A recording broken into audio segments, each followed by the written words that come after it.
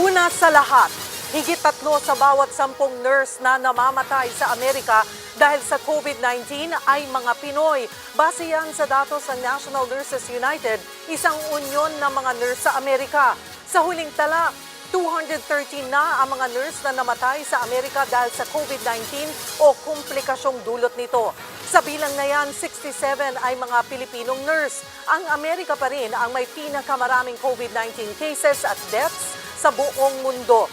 Sa halos 60 million cases worldwide, 12.5 million ang naitala sa Amerika. At mula sa global death toll na 1.4 million, nangunguna ang Amerika na may 259,000 deaths. Base yan sa datos ng Johns Hopkins University. Kakulangan sa personal protective equipment o PPE at hindi pantay na bilang ng mga inaalagaang pasyente. Yan ang sinisisi sa pagdami ng mga namamatay na Pilipinong nurse sa Amerika. Nasa frontline ng balitang yan, si Marian Enriquez. We don't have enough staff to take care of them. This leads to an increase in patient falls. Di napigilang maging emosyonal ni Consuelo Vargas, isang nurse sa Chicago, Illinois sa USA, habang nagsasalita sa online forum ng National Nurses United, isang unyon ng mga nurse sa Amerika. Dito inilatag ang samut-saring problema ang kinaharap ngayon ng mga nurse doon.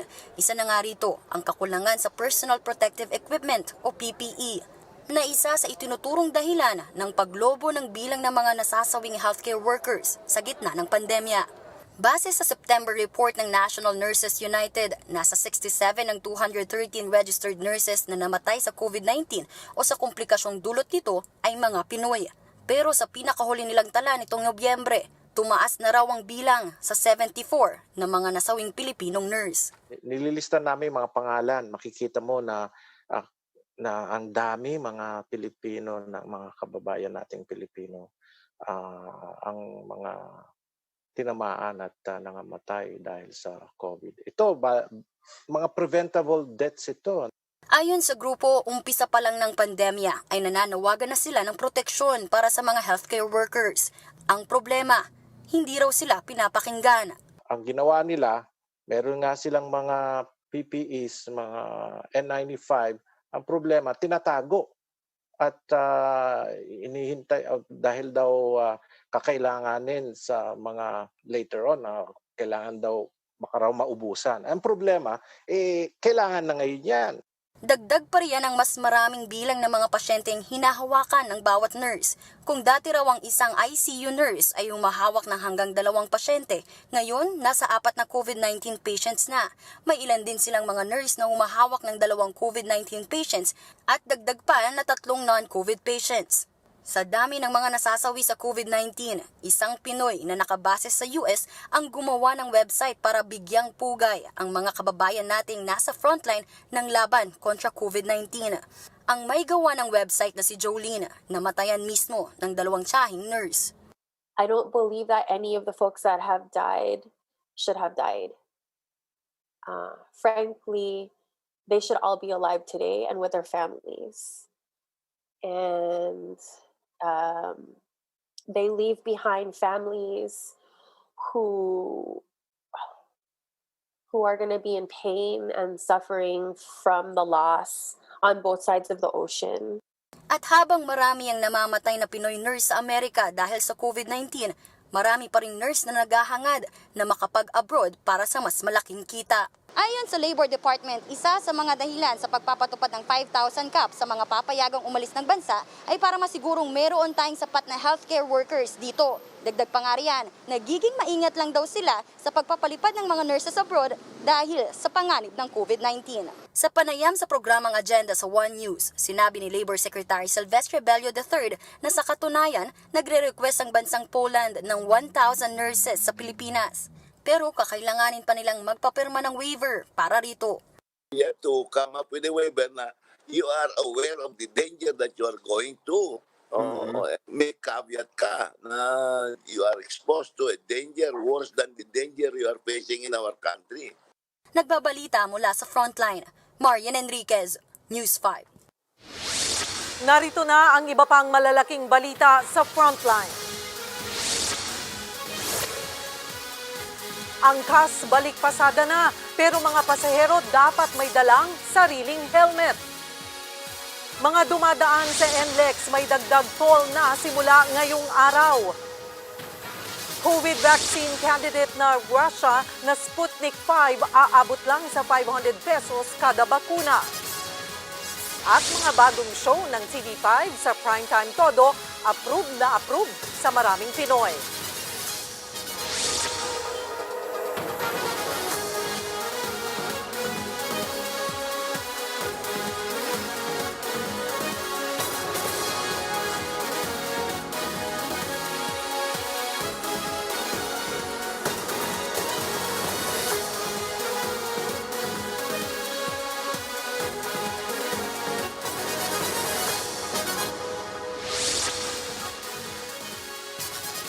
Balik pasada na ang mga motorcycle taxi pero bring your own helmet na po ngayon. Ipinatupad ang bagong requirement sa pagbabalik ng angkas at joyride para maiwasan ang pagkalat ng COVID-19. Para sa mga walang sariling helmet, naglabas ng official helmet ang angkas na itinitinda online sa discounted price na 850 pesos. Pwedeng gumamit ng sariling helmet ang mga pasahero basta't pasok sa motorcycle standards. Bukod sa sariling helmet, kukumpirmahin din muna kung may face mask ang pasahero at kung nakararanas ng sintomas ng COVID-19. Cashless na rin po dapat ang bayad sa pamamagitan ng debit o credit card. Abiso sa mga motorista, simula po ngayong araw ay tumaas na ang singil sa toll sa NLEX. Dagdag na 4 na piso ang sisingilin sa mga Class 1 vehicles na dadaan sa North Luzon Expressway simula ngayong araw. Kaya ang dating flat rate na toll mula Balintawak hanggang Marilao na 54 pesos, 58 pesos na ngayon. 146 pesos naman sa Class 2 at 175 pesos sa mga Class 3 na sasakyan. 6 na sentimos naman kada kilometro ang singil paglampas ng Marilao. Susunod, price cap para sa COVID-19 RT-PCR test inilabas na ng DOH at DTI. At DepEd iginiit na hindi nakipag-partner sa Office of the Vice President para sa inilunsad nitong learning hubs. Abangan ang lahat ng yan sa pagbabalik ng Frontline Pilipinas.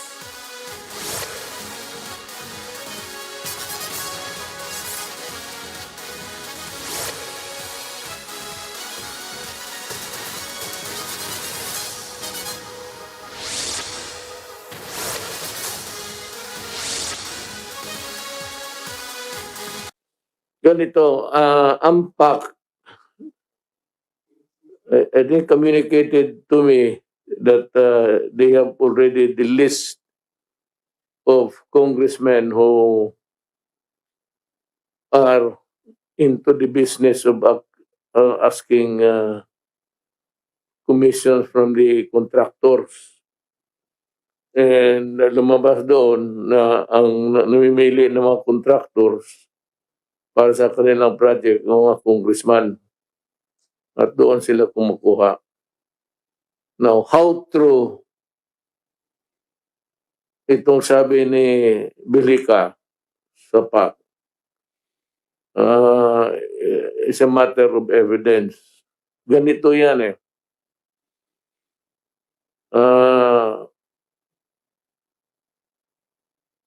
Padala niya sa akin, sabi niya, and it is up to me whether I will mention the congressman involved or not.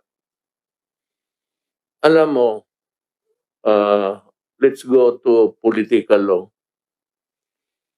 I have no business investigating congressmen. They belong to a separate organ of government, which is co-equal with the President pati ang Supreme Court. Now, kung itapon mo sa akin, I have no other recourse. Itapon ko rin yan doon sa ombudsman because it is the only investigating agency that's has jurisdiction over congressman. Hindi ako. I cannot investigate congressman. That would be an encroachment of the power of the separation. Hindi ako pwede. So, ang listahan lang ni Belhica, ibigay ko na lang din doon sa ombudsman. Now, whether dito sa akin na i-mention ko yung pangalan o hindi, kung wala akong jurisdiction, I'm not trying to wash my hands. I am now dwelling on the law. If I cannot investigate the congressman for itong mga kickback nila sa mga komisyon, sa mga projects sa kanilang probinsya na pinili nila yung mga contractors. If I cannot, contractors here, but Germain yan doon eh. If I cannot investigate, tatlohin ko lang kasi sabihin na naman ng media, itong media maghanap ng mali talaga yung kanilang. If I cannot investigate the congressman, then I have no authority to be releasing their names that they are involved per investigation by the PAC.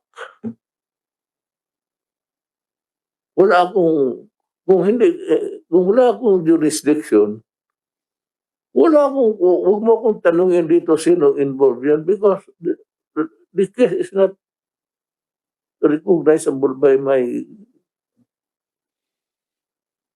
gano'n ang kaya nasabi ko yan, sinabi ko na kaya ako maipit dito one of these days pag forward yan and Belhica has no choice but to forward it being hindi man siyang ako man the head of the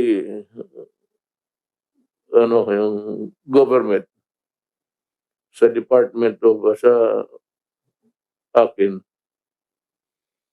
Ako, so magpunta talaga sa akin yan. Na kung sabihin niya, there is enough evidence to prove the case of whatever, ipasa ko yan doon sa, I cannot read. COVID vaccine ng AstraZeneca na wala pang 300 pesos kada bakuna, pinaka-practical daw na magamit sa bansa. At Meralco Bolts nakaligtas sa do or die game kontra sa Barangay Ginebra. Opisyal nang nagtakda ng price cap ang pamahalaan sa COVID-19 swab tests para maiwasan na ang overpricing. Hanggang 3,800 pesos lang dapat ang singil sa swab test sa mga pampublikong ospital o klinik, habang 4,500 hanggang 5,000 pesos naman sa mga pribadong pasilidad. Papatawan ng suspensyon o tuluyang tatanggalan ng license to operate ang health facilities na lalabag sa price cap. Mula sa iba't ibang gumagawa ngayon ng bakuna kontra COVID-19, ang vaccine candidate ng AstraZeneca at Sputnik 5 ng Russia ang pinaka-practical daw na gamitin sa Pilipinas. Mas mababa na ang cold storage requirement, mas mura pa. Nasa frontline ng balitang yan, si Greg Gregorio. Tumaas pa ang efficacy ng Russian-developed vaccine na Sputnik 5 kumpara sa naunang resulta na 92% base sa kanilang first interim analysis, lumabas na nasa 95% ng effectivity ng bakuna 42 araw pagkatapos maibigay ang unang dose nito sa isang subject. Mas madali rin umanong ipamahagi ang vaccine at sa presyong $10 o nasa halos ₱500 lang kada dose. We have achieved industrial production of the dry form of vaccine that will allow us to distribute it and use it in temperatures of +2 to +8 Celsius. So Sputnik V will also be one of the most affordable vaccines in terms of distribution, logistics, and everything else. Positibo din ang pananaw dito ng isang miyembro ng DOH Technical Advisory Group, lalo't kapareho nito ang dinedevelop na bakuna ng AstraZeneca. Ito namang magkakaklas classmate na to ng bakuna na pare-parehong adenovirus platform ang ginagamit, halos magkakatulad din ang performance. So that's really very encouraging news for all of us who are waiting for a vaccine. Parang the results of one are actually replicating the others. Ang vaccine naman ng AstraZeneca, base sa report ng Reuters, hindi pa madidiskubreng mas mataas pa lang efficacy kung hindi dahil sa isang pagkakamali. Aksidente kasing nabigyan ng half dose lang ang ilang trial participants at sa interim analysis, lumabas na 90% na epektibo ang bakuna sa mga nakatanggap ng kalahati ng full dose shot kumpara sa mga tinurukan ng full dose na may 62% efficacy lang. Kaya ayon kay Dr. Lim, mas maganda kung hihintayin ang final analysis nito. It was necessary for them to further test the response to these two combination ranges so that they could find out which particular combination would be the most effective. Pero sa ngayon, sabi ng isang infectious diseases expert, ang bakuna ng AstraZeneca ang pinakapraktikal na magamit sa bansa. Ang storage po nito, 2 to 8 degrees Celsius. At yun nga, pero 2 doses rin po. Lahat 2 doses yung meron tayong datos.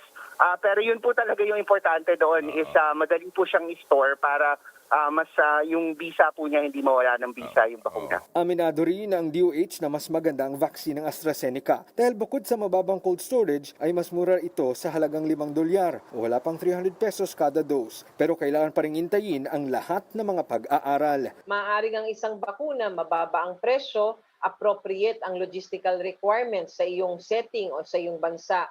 Ngunit baka naman hindi natin nakikita na yung kanyang detalye ay hindi pala appropriate para sa ating population. Nakatakda ng magsimula ang evaluation ng Vaccine Expert Panel at ng Ethics Review Board para sa aplikasyon ng AstraZeneca na makapagsagawa ng Phase 3 clinical trial sa bansa. Nauna nang sinabi ni Vaccine Czar Carlito Galvez Jr. na inaasahang magkaroon ng advance commitment sa pagitan ng AstraZeneca at ng pamahalaan bago matapos ang buwan. Nagbabalita mula sa Frontline, Greg Gregorio, News 5. Iginiit ng Department of Education na wala silang partnership sa Community Learning Hub Project ng Office of the Vice President. Inamin ng DepEd na natanggap nito noong Agosto ang liham mula sa opisina ni Vice President Leni Robredo tungkol sa proyekto. Pero nilinaw ng ahensya na ang pag-welcome at pagtatanong nito ng iba pang mga detalye ng learning hubs ay hindi nangangahulugang nakipag-partner na ito sa OVP. Sinusunod daw ng DepEd ang patakaran ni Pangulong Duterte na bawal muna ang face-to-face classes. Sa isang pahayag, sinabi naman ng kampo ng pangalawang Pangulo na tinawag mismo ni Secretary Briones na good initiative ang naturang proyekto. Noong nakaraang buwan, inilunsad ang community hubs kung saan maaaring pumunta rito at makagamit ng internet ang hindi lalagpas sa 6 na learners.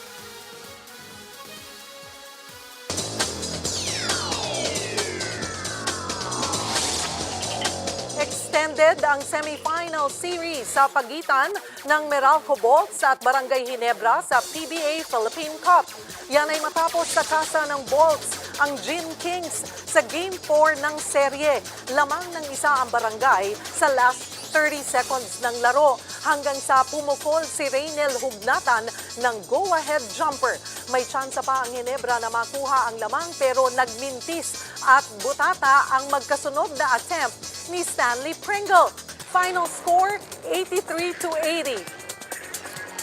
Huwag po ninyong palalampasin na makadiretso na kaya sa unang franchise finals ang Phoenix o ma-extend pa ng TNT ang serye nila sa Game 5. Susunod na po yan. At huwag po natin kalimutang suportahan ang Gilas Pilipinas. Simula na ng laban nila sa FIBA Asia Cup qualifiers sa Biyernes. Tutukan ang bakbakan kontra Thailand live alas 9 ng gabi dito sa TV5 at One Sports. Susunod, mga bagong kapatid shows na paano ang Pasko at Stay in Love trending agad. Yan at iba pa sa pagbabalik ng Frontline Pilipinas.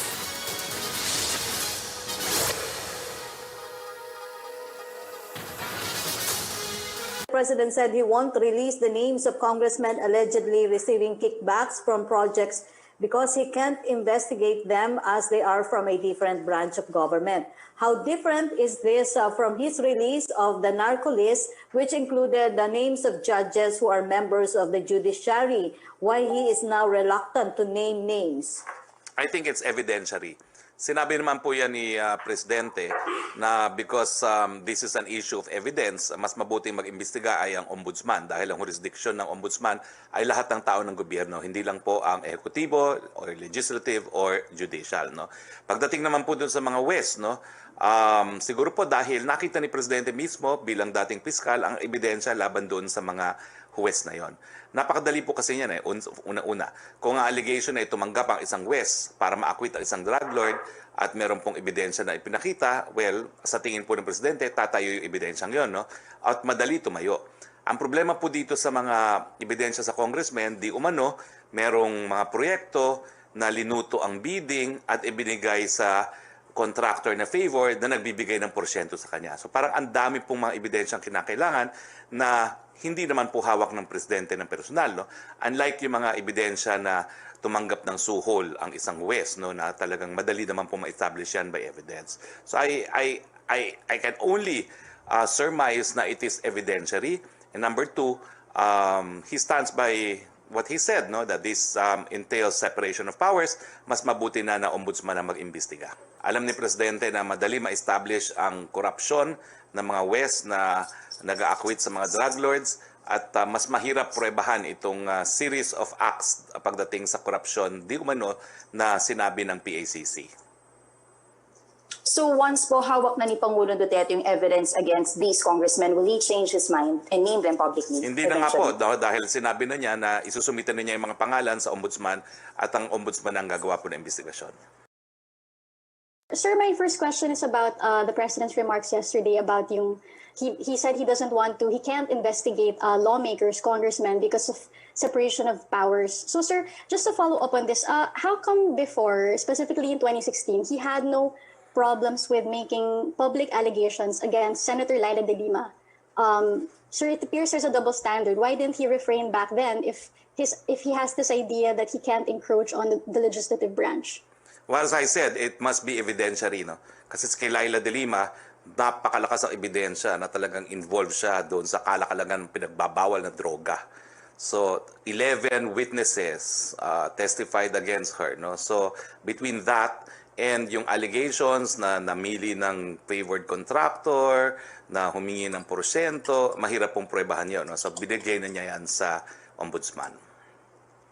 But sir, at the time he was making those allegations, at least the first time, no? This was August 2016, and hindi pa tapos yung hearings then. It wasn't, there wasn't any conclusion yet about Senator Laila de Lima's involvement. So sir, bakit ganun? Well, as lawyers kasi you can evaluate evidence for yourself. Lalo na dating public prosecutor ang Pangulo. No?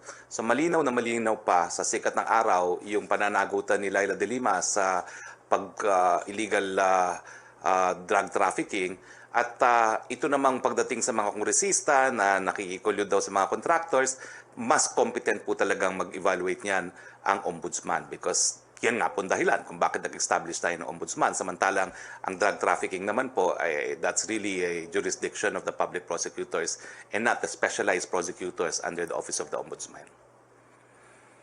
Doesn't the same go for the president though? Like he can't make his own evaluation about this particular transaction, lalo na if this is infrastructure projects that he said he's committed to finding the solution to or the issue behind it.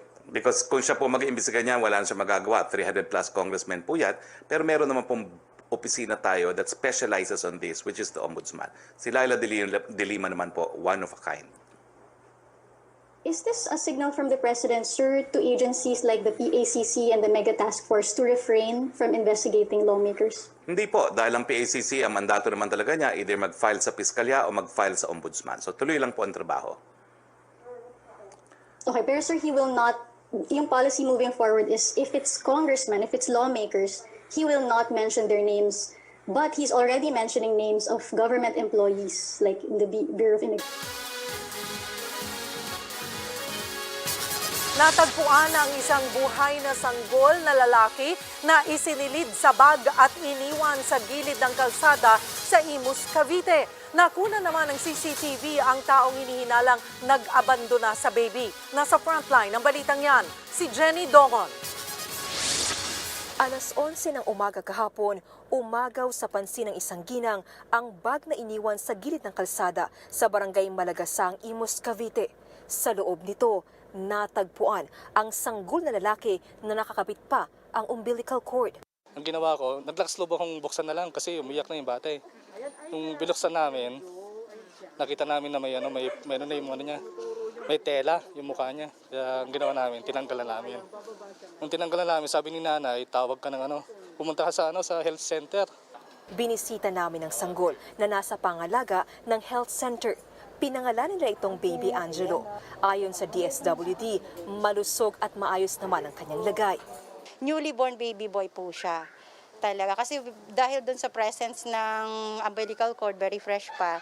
Patuloy pang iniimbestigahan kung sino ang nag-abandona sa sanggol. Pero alas 3 ng madaling araw o 8 oras bago nadiskubre ang baby sa bag, nakuna ng CCTV ang isang nakabisikleta na tumigil sa gilid ng kalsada at siyang nag-iwan ng bag. Hinala ni Kagawad Juan Talon, kabarangay lang nila ito. Hindi ko lalayo dito. Andito lang ko yan sa loob ng subdivision. Huwag naman doon magagalit ang ibang taga-subdivision. Andito lang ko sa loob. Ayon sa DSWD, sa ilalim ng batas, may 3 buwan pa ang tunay na magulang ng sanggol para maghabol. Pero magiging mahaba ang proseso bago nila mabawi ang anak.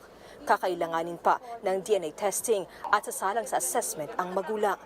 As much as possible, dapat ang baby nasa family. Biological parents, dapat magkasama-sama sila. Pero yun nga po, kung wala tayong makuha, na walang dumating na talagang naghahanap ng baby, kailangan pa rin po nating bigyan ng magandang buhay ng baby through adoption na po yung gagawin natin. Dadalhin muna si Baby Angelo sa bahay ampunan para doon alagaan. Nagbabalita mula sa Frontline, Jenny Dongon, News 5.